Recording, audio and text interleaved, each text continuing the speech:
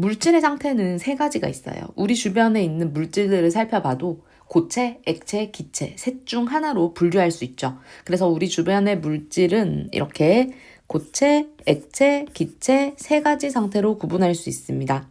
물질은 상태에 따라서 어떤 상태에 놓여 있느냐에 따라 모양 그리고 부피가 다르기 때문에 모양과 부피의 변화가 물질의 상태를 구분하는 데 중요한 기준이 됩니다.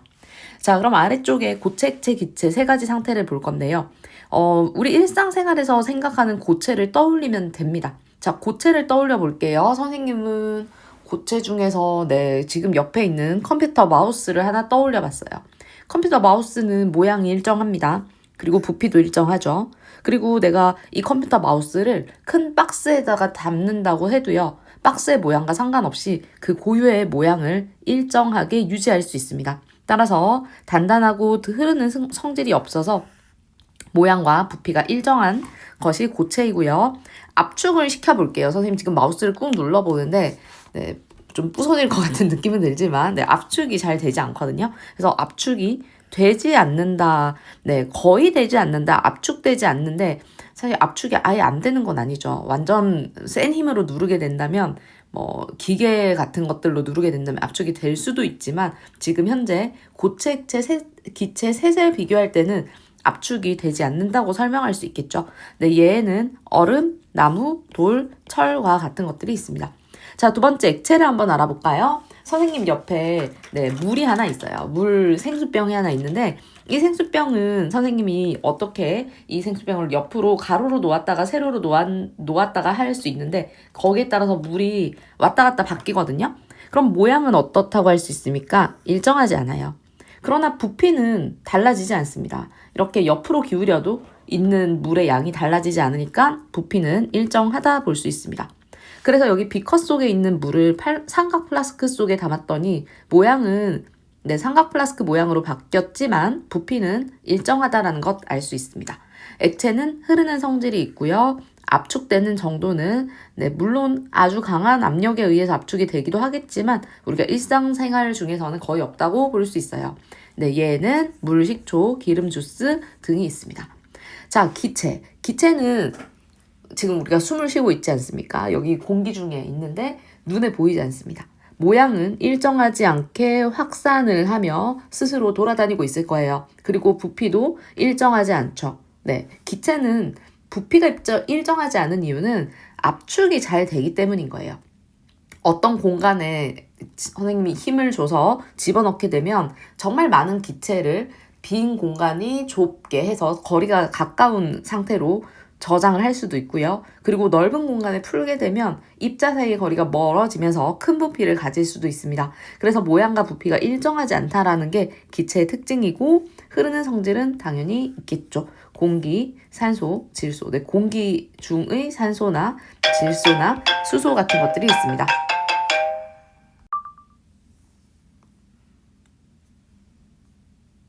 그리고 가루 물질의 상태인데요. 가루는 고체일까요? 기체일까요? 당연히 고체겠죠.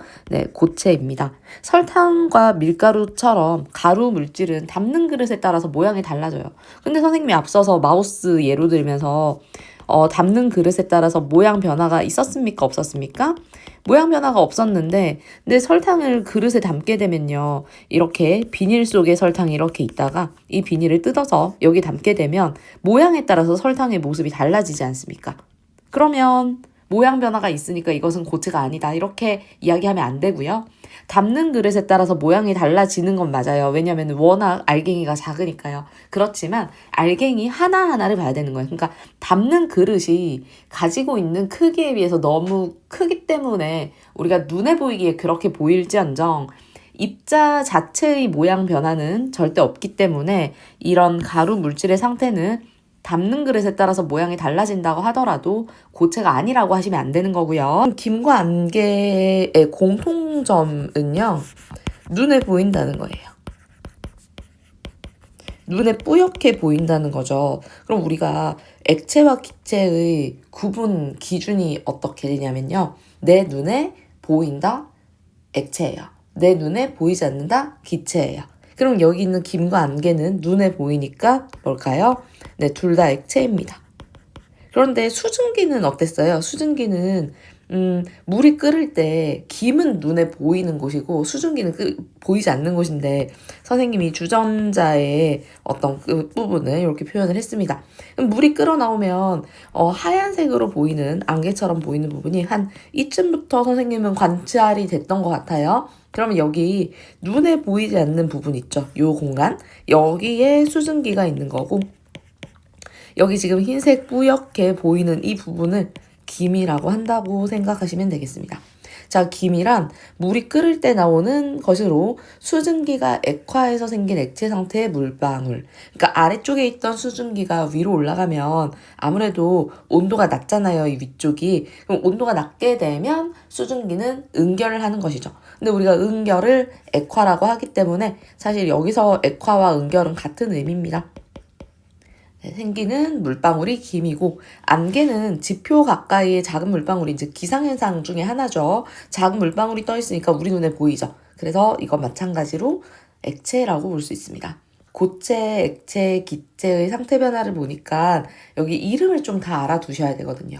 여기 고체와 기체 사이의 상태 변화에 이름이 둘 다 승화니까 선생님이 여기다가 기체에서 고체로의 승화 그리고 여기는 고체에서 기체로의 승화로 다시 메모를 해줄 수 있겠습니다.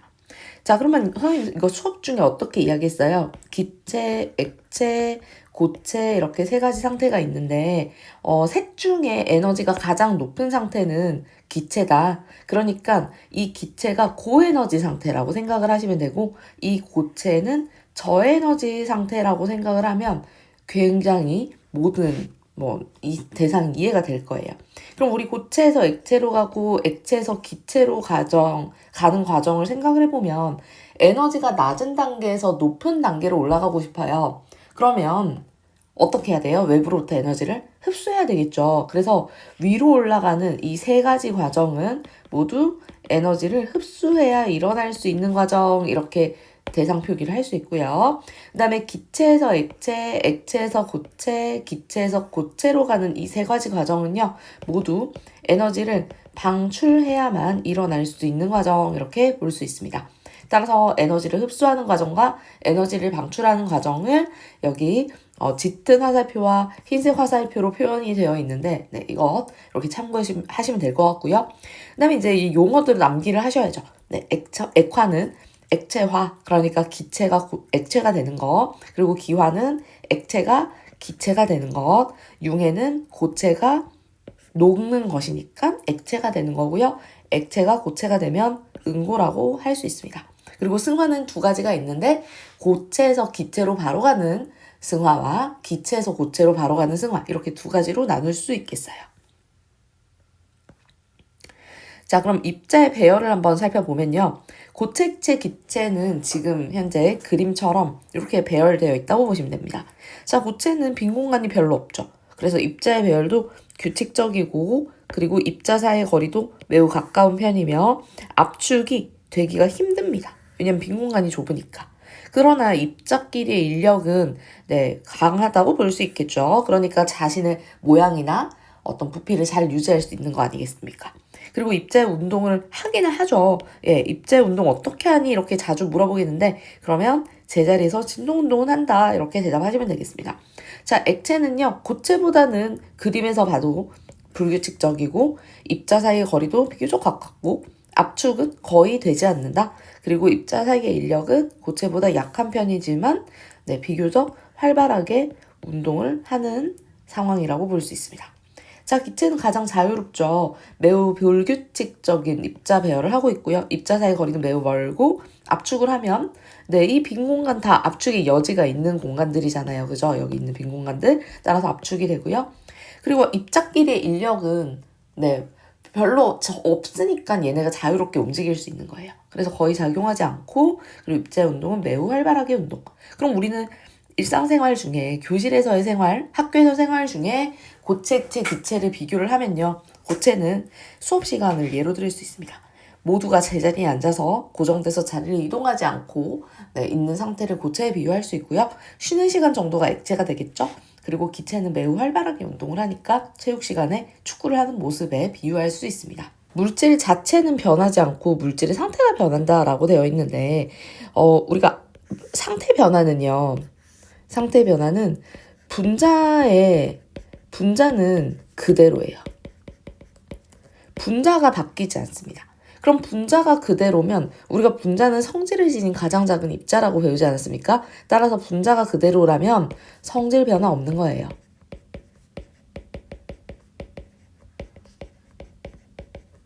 성질 변화가 없으니까 물질 자체는 변하지 않고 물질의 상태만 변한다. 그럼 상태가 뭐였습니까? 네, 고체, 액체, 기체요.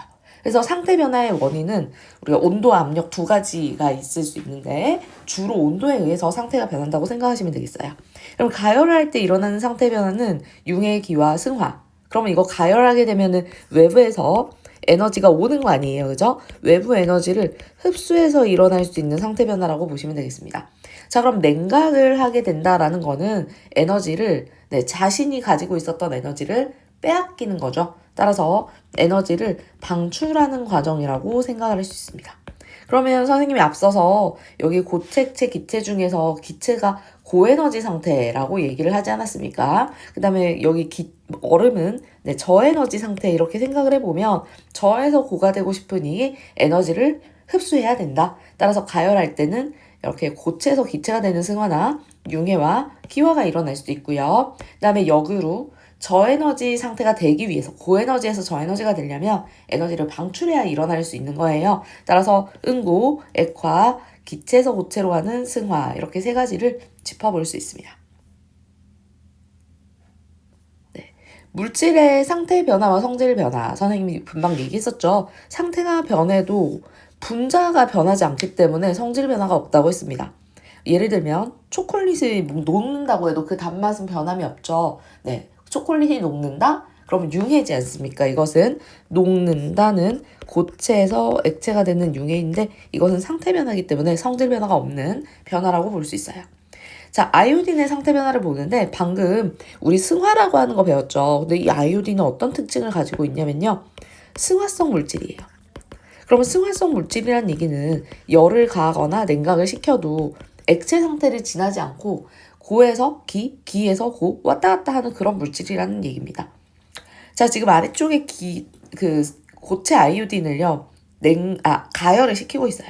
그럼 고체 아이오딘이 가열되게 되면 고체였던 아이오딘이 기체인 아이오딘이 되겠죠. 따라서 승화가 한번 일어나게 됩니다. 그러면 이때 일어나는 승화는 고에서 기로 가는 승화가 일어난 거고요.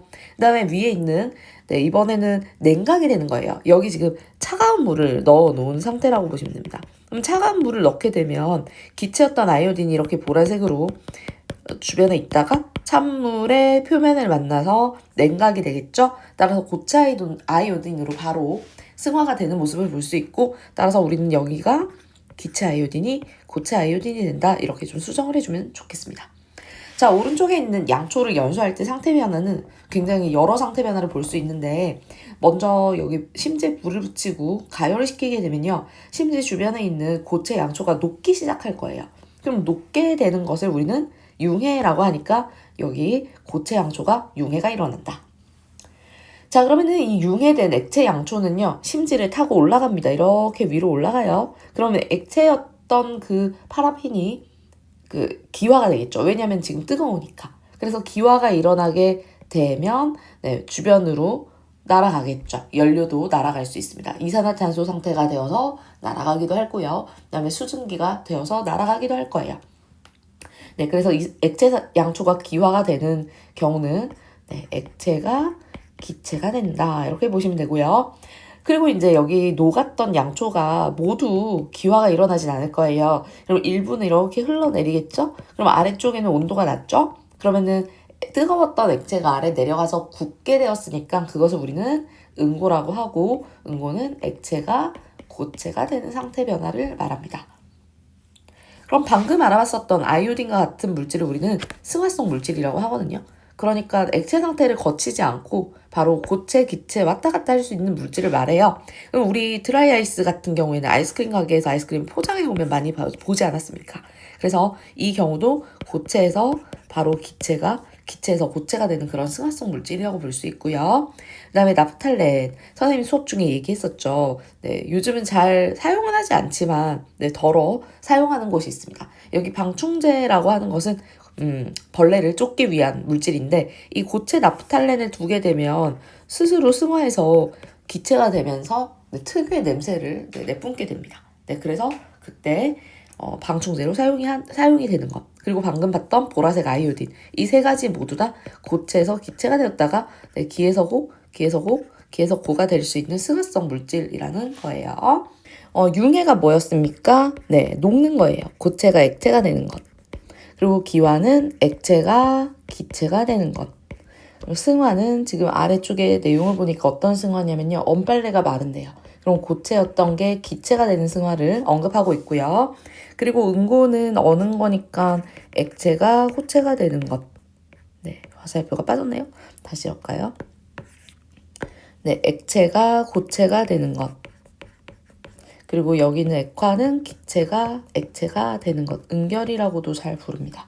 그리고 승화 중에서 방금은 고에서 기였으니까 이번엔 기에서 고겠죠? 네, 여기 있는 내용들은 한번 쭉 읽어보고 이해가 안 되는 부분이 많이 없을 것 같습니다. 선생님 지금 눈으로 쭉 보니까 네, 융에서는 어려운 내용이 하나도 없고요. 그다음에 기화, 젖은 빨래가 마른다. 맞죠? 네, 젖어있던 빨래니까 물이 있었을 거예요. 근데 표면으로부터 증발이 일어나게 되니 기화라고 할 수 있습니다. 그리고 선생님 쭉 보니까 여기도 어려운 부분이 없습니다. 네, 여기 있는 승화 한번 좀 체크해 볼게요. 추운 겨울철에 언 빨래가 마르는 거. 사실 본 적이 잘 없어서 그러니까 공감하기 힘들 텐데, 겨울에 예전에 이제 우리나라가 마당에 근데 빨래를 말리던 그런 시절을 얘기하는 것 같아요. 그러면은 엄청 그 탈수기로 짜지도 않고 금방 빨래한 상태에서 빨래를 널게 되면 얼겠죠. 그럼 어떤 빨래가 나중에 이제 물로 바뀌었다가 다시 기화가 되는 게 아니라 그냥 바로 고체 상태에서 수증기로 날아가더라는 거예요. 그럼 이것은 고에서 기로 가는 바로 가는 승화라고 할 수 있습니다. 그다음에 냉동실 안에 있는 얼음이 녹았다가 없어지는 게 아니라 그냥 스스로 크기가 작아지잖아요. 그럼 그때 일어나는 것도 네, 승화라고 볼 수 있습니다. 그리고 영하 온도에서 명태 마른 건 위에 있는 언빨래랑 같은 말이고요. 납탈렌 선생님 설명했었고 드라이 아이스도 네, 승화성 물질이니까 당연하겠죠. 그 다음에 영하의 날씨에 그늘에 있던 눈사람의 크기가 녹았다가 작아지는 게 아니라 바로 고체 상태에서 기체로 가는 그런 승화도 함께 볼 수 있습니다. 자, 그 다음에 이제 응고 같은 경우에는 어려운 내용이 없어서 네, 그냥 패스를 할 거고요. 그 다음에 액화. 액화는 이른 새벽 풀잎에 이슬이 맺히는 거? 네, 공기 중에 있었던 수증기가 차가운 풀잎 표면을 만나서 생기는 일이죠. 따라서 이거는 네, 물방울이 되었으니까 액화라고 할 수 있고, 그 다음에 안개가 앞서서 선생님이 김과 함께 물방울이라고 했었죠. 따라서 안개가 생기는 것도 공기 중에 있던 수증기가 액체가 되는 거예요. 그리고 얼음물이 들어있는 컵 표면에 네, 물방울이 생기죠. 그럼 얼음물 들어있는 컵 표면에 물방울이 생기는 것도 공기 중에 있던 수증기가 차가운 컵 표면에 만나서 물방울이 되는 거기 때문에 네, 액화라고 할 수 있고요. 아래쪽에는 같은 내용이라고 볼 수 있습니다. 자, 그 다음 마지막 기체에서 고로 가는 승화를 보게 되면 늦가을 새벽 나뭇잎에 서리가 내린다. 서리라고 하는 거는요, 한 10월경쯤 생기나요? 네, 얼음 같은 것들이 얼음 상태의 물방울이 이제 나뭇잎이 맺혀 있는 것을 서리라고 할 수 있는데, 공기 중에 있던 수증기가 너무 온도가 낮아지니까 바로 네, 얼음 상태인 고체가 되는 거죠. 따라서 수증기가 바로 얼음이 되는 거니까 이것도 기체에서 고체로 가는 승화라고 할 수 있습니다. 냉동실 벽면이나 추운 겨울철 유리창에 성해가 생기는 것도 마찬가지고요. 그다음에 구름 속에 수증기가 바로 네, 이건 뭐 응결이 아니죠. 눈이 되는 거니까 승화를 해서 수증기가 달라붙어요. 위에 올라가 빙정이라고 하는 그 딱딱한 얼음 부분에 수증기가 이렇게 달라붙어서 이 빙정의 크기가 더 커지는 그런 상황을 말하는 것 같거든요. 그럼 이거는 수증기가 고체가 되는 거니까 네, 승화라고 할 수 있겠습니다. 그리고 겨울철 산꼭대기에서 공기 중 수증기가 나뭇가지에 얼어서 산고대가 생기는 거. 밑에 그림을 한번 볼까요? 이런 게 산고대예요. 네, 그래서 얘는 공기 중에 있었던 수증기가 바로 네, 얼음 상태가 되는 거니까 승화라고 할 수 있습니다. 뷰테인 기체가 우리가 사용하는 부탄가스 아시죠? 그 부탄가스가 어떻게 저장돼 있는지를 얘기하는 것 같은데 기체예요. 부탄가스는 상온에서 기체인데 거기다가 큰 압력을 가해서 액체 상태로 만들어서 통에 담아 보관하는 경우는 그러면 어떻게 볼 수 있을까요? 네, 기체였던 뷰테인이 액체가 되는 것이니까 액화라고 할 수 있습니다. 빙판 위에서 스케이트를 타게 되면 압력에 의해서 얼음이 녹아 물이 됨으로 스케이트가 잘 미끄러진다. 네, 얼음은 육각구조를 하고 있어요. 그래서 고체 상태일 때 고체 상태인 얼음, 네, 얼음이라고 쓰면 되겠습니다. 자, 얼음을 보면은 이렇게 육각구조를 하고 있습니다. 근데 육각구조를 하고 있던 얼음에게 스케이트 날 같은 경우는 이렇게 스케이트 날이 여기 가해졌다고 할게요. 그러면 얘 어때요? 압력이 엄청 높아요. 그럼 압력이 왜 높을까요? 면적이 좁으니까. 네. 면적이 좁아서 압력이 큽니다. 그럼 압력이 크게 되면 이 육각 구조가 깨지는 거예요. 그럼 육각 구조가 깨지면 그게 뭐가 될까요? 네, 물이 됩니다. 그럼 물이 되게 되면 빙판이 미끄러워지겠죠. 얼음만 존재하게 되면 마찰력이 많이 없을 텐데 순간적으로 이제 칼날이 닿는 부분, 네, 그 스케이트 날이 닿는 부분은 압력이 가해져서 얼음이 물이 되게 되고 그래서 마찰력이 감소하니까 스케이트가 잘 미끄러진다 이렇게 해석할 수 있겠죠. 그리고 대부분의 물질은 압력을 가하게 되면 얘는 지금 대부분의 물질이 아니라 물은 굉장히 특수한 경우라고 할 수 있고 보통은 빈 공간이 많았던 부분에서 적은 부분으로 이렇게 네, 상태가 변하게 됩니다. 물만 빼고요. 따라서 요거는 참고로 알아두시면 되겠습니다. 물질의 상태가 변하게 되면요. 달라지지 않는 게 있어요. 절대 달라지지 않는 거는 당연하겠지만 입자의 개수가 달라질 리가 없겠죠. 그리고 입자의 크기도 달라지지 않습니다. 그리고 입자의 종류까지 바뀌지 않아요. 그럼 입자의 종류도 크기도 입자의 개수도 변하지 않고 그럼 바뀌는 게 뭐냐면 입자 사이의 거리가 멀어지거나 가까워지죠. 그럼 그것을 우리는 입자의 배열 상태, 입자 배열이 달라진다 이렇게 해석을 할 수 있습니다. 그래서 아래 그림을 보시면 고체일 때는 매우 빈 공간이 좁고요. 입자의 배열 상태가 바뀌니까 네, 액체가 된 거예요. 그리고 조금 더 빈 공간이 많아지니까 기체가 된 거죠. 자, 그럼 우리는 두 가지 상태로 볼 수 있습니다. 지금 가열이 된다라고 하는 것은요. 선생님이 앞서서 고체, 액체, 기체 이렇게 세 가지 상태를 썼을 때 이런 흐름을 가지고 가면 얘는 가열이죠. 자, 그 다음에 냉각을 한번 살펴볼게요. 냉각은 기체, 액체, 고체 이렇게 세 가지를 썼을 때 액체가 되고 고체가 되고 기에서 고가 되는 이 세 가지 상태를 냉각이라 할 수 있습니다. 그럼 셋을 비교를 했을 때 네, 입자 배열은 가열을 하면 불규칙적으로 됩니다. 입자 사이 거리가 멀어지니까요. 그리고 냉각은 반대로 규칙적으로 바뀌겠죠. 그리고 가열을 하게 되면 입자 사이 거리는 멀어지고요. 멀어지니까 인력은 약해지고 입자 운동은 비교적 활발해지는 경향을 갖게 되겠죠. 네, 입자 수는 변하지 않습니다. 자, 그리고 냉각은 그 다 반대라고 보시면 되겠습니다. 그래서 입자 수는 변하지 않고 입자 운동이 둔해지는 방법이 네, 냉각 방법이라고 보시면 돼요. 그럼 이 가열은 다른 말로 뭐라고 할 수 있을까요? 외부로부터 에너지를 흡수한다 이렇게 볼 수 있고 냉각은 외부의 에너지를 방출 이렇게 연결해서 이해를 해주시면 되겠습니다. 자, 그러면 질량 성질 부피 변화도 한번 알아볼게요. 우린 지금 뭘 배우고 있습니까? 상태 변화를 배우고 있어요. 상태 변화가 뭐예요? 고체, 액체, 기체 왔다 갔다 하는 거예요. 그럼 고체, 액체, 기체 왔다 갔다 하면 이 질량이나 성질과 부피 변화는 어떤 변화가 있는지를 살펴보니까 이렇게 둘로 나눌 수 있어요. 이렇게. 네, 질량 성질은요, 변화가 없습니다. 왜냐면 분자가 바뀌지 않는다고 했잖아요. 그럼 분자 바뀌지 않으니까 성질 변화 없죠. 그리고 질량은 보존돼야 되니까 질량 변화도 없습니다. 자, 그럼 부피 변화는 빈 공간이 달라지잖아요. 입자 사이 거리가 달라지니까 부피 변화는 있겠죠. 그럼 살펴보니 질량 성질은 상태가 변해도 변하지 않는다. 이유는 입자의 개수, 크기, 종류 변화가 없기 때문이다. 근데 상태 변화에 따라서 부피는 바뀐다. 물질의 상태가 변하면 물질의 부피는 변하게 되는데 그 이유는 입자 사이의 거리가 달라지기 때문이다. 대부분의 물질은요. 고체, 액체, 기체 순으로 부피가 증가합니다. 그러니까 고체에서 가열하면 액체, 액체에서 가열하면 기체니까 그러면 우리가 가열을 하는 대로 입자 사이 거리가 멀어지니 부피가 증가하는 경향성을 갖게 되겠죠. 그리고 이제 부피가 가장 크게 변하는 경우는 고에서 기로 갈 때, 네, 그런 것은 이제 일반적이라고 할 수 있어요.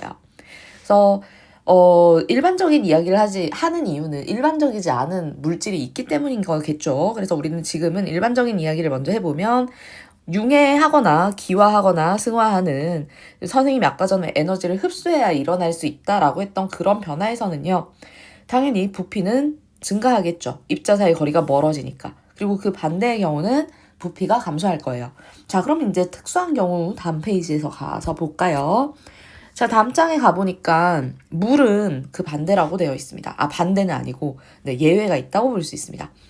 어떤 부분에서 예외가 있냐면, 기체의 부피가 가장 큰 거는 물도 동일해요. 근데 여기 보세요. 액체하고 고체가 위치가 바뀌었죠. 네. 앞서서 여기 지금 같이 표현을 하기 위해서 일반적이라고 한번 적어볼게요. 일반적으로는 부피 비교를 하잖아요. 그럼 가장 작은 부피가 고체, 그리고 액체, 그리고 넘사벽으로 기체가 부피가 가장 큽니다. 근데 물 같은 경우에는 지금 어떻게 적혀 있어요? 고체와 액체가 순서가 반대로 바뀌어 있죠. 이렇게 물은 부피가 증가하게 된대요. 그럼 그 이유가 뭐냐? 선생님 앞서서 얘기했듯 물은요, 고체인, 그러니까 얼음 상태가 되면요, 이런 육각 구조를 형성한다고 해요. 그럼 육각 구조에 있는 이 중간 부분은 공간이 되겠죠. 빈 공간이 되다 보니까.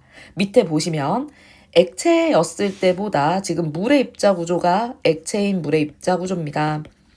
그리고 고체인 얼음이 되면 특이하게도 이렇게 빈 공간을 너무 많이 만들어버리는 거예요. 그럼 빈 공간을 많이 만드니까 원래는 고체는 어떻게 생긴 게 일반적인 고체예요? 이런 정육면체 박스에 입자가 막 이렇게 빼곡하게 있는 게 고체 상태라고 우리가 앞에서 봤었는데, 네, 이런 상태가 아니라는 거예요. 그래서 중간에 빈 공간이 발생되게 되니까 오히려 얼음의 부피가 더 커진다. 그럼 이건 일반적인 내용이 아니니까 특수하게 다뤄야 된다라는 거죠. 네, 그래서 여기 별표를 하나 칠게요. 물이 얼음으로 응고될 때는 물 입자들이 빈 공간이 많은 육각형 구조를 이루기 때문이다. 따라서 우리는 물이 있는, 그러니까 생수병을 한 번씩 얼리게 되면요, 엄청 뚱뚱해지잖아요, 생수병이. 그 이유는 액체였던 물이 얼면서 육각구조인 얼음을 형성하는 과정 중에 육각구조 사이의 빈 공간이 굉장히 큰 부피를 만들어낸다, 이렇게 보시면 되겠습니다. 그럼 이런 이유로 우리는 그 물고기가 겨울철이 돼도 멸종하지 않아요. 만약에 이 물이 다른 입자와 같은 일반적인 상태를 따라가잖아요. 그러면 우리는 겨울철마다 호수에 물이 얼게 되면 바닥부터 얼 거기 때문에 물고기가 다 죽게 되는, 네, 결과를 초래할 텐데 그렇지 않잖아요. 우리는 물 표면부터 얼지 않습니까? 그럼 표면부터 어는 이유는 이렇게 물이 일반적이지 않기 때문이에요. 자, 그럼 그 이유를 한번 다시 짚어보고 넘어가겠습니다. 자, 어떤 주변에 호수가 있었어요. 이렇게 호수가 있었고, 여기 바닥에는요, 물고기가 한 마리 살고 있었다라고 합시다. 근데 이 물고기가 호수에 살고 있는데요, 한 10월경이 되었다고 할게요. 10월쯤 되어서 표면의 온도가 몇 도쯤 됐다고 하지? 뭐 한 6도 정도가 되었다고 할게요. 한 6도씨 정도가 되었어요. 그럼 온도가 10월이라고 했었으니까 시간이 지나면 점점 온도가 떨어지겠죠. 그래서 10월엔 6도였고 11월이 되었어요. 그럼 다른 색깔로, 네, 11월이 되었더니 이 6도가 한 4도씨 물이 되었다고 합시다. 10월에서 11월이 바뀌니까. 그러면 4도씨의 물은요, 여기 그림 보시면 알겠지만 부피가 가장 작아요. 그러니까 얼음일 때는 육각구조를 형성하기 때문에 육각구조 덕분에 부피가 크고, 그 다음에 물 안에서는 온도가 높으면 부피가 컸다가 점점 온도가 낮아짐에 따라 부피가 작아지다가, 네, 육각구조를 형성하기 전 4도씨일 때 물의 부피가 가장 작다고 알려져 있습니다.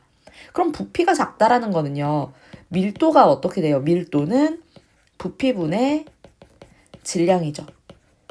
그럼 부피가 작으니까 같은 질량일 때 밀도는 어떻게 됩니까? 커져요. 그럼 밀도가 크면은 아래로 가라앉게 되겠죠.